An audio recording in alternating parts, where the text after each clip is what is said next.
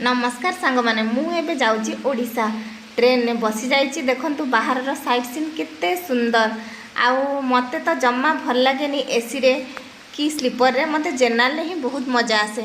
मु जेते बेले भी जाए जनरल ही छुआ मानू को धरिक जाए मते प्राय भल लागे कहीं मते भल लागे मु से कथा जाननी किंतु मते बहुत भल लागे। आउ जनरल गले या माने केंदू आंब जामुकोली ए सब ट्रेन में मिले जोटा कि एसी रे न थाए देसी जिनस खाइबा मिले।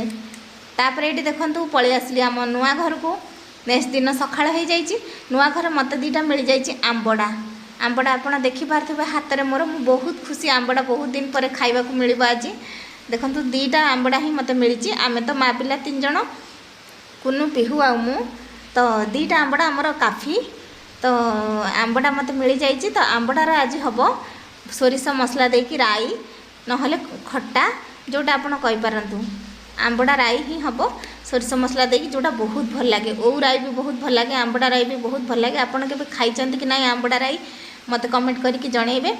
तो ये पलि आसली मु माने आंबड़ा काटियापाई कसी आंबड़ा मु भावुली आंबड़ा टाइट थी किंतु बहुत कसी देखो दीदी फाड़ करके मु काटी नेली पूरा कसी आंबड़ा जदि टाइट था ये बिल्कुल काटी ही न था दुई फाड़ करके मु काटी नौची। देखंतु केते सुंदर आंबड़ा आ भात खाली टक टक टक टक पेट को पलाए आंबड़ा राई रे।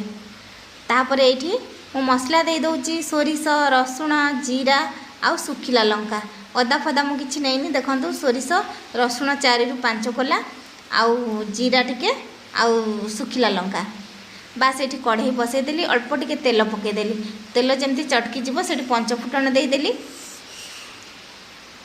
5 फुटण टिके चटकी गले तापर देदेली मुझे आमर आंबड़ा को ये देदेली लुण आउ हलदी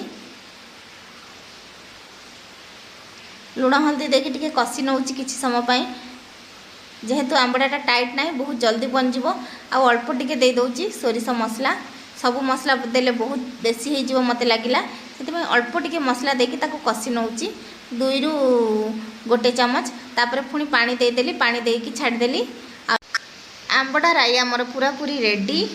ये देखो कसकसिया होती आउ केते टेस्टी भात खाली टक टक पलैब। ये मु साग भाजी पणस मंजी चूरीची आउ आंबड़ा राई आ पखाଳ भात तो चलतु खाईदबा। ये आसीगला आम घर को पणस जोटा मो छुआ मानकर बहुत पसंद जैकफ्रूट खाइबी छुआ माने पूरा रेट लगेइचंती।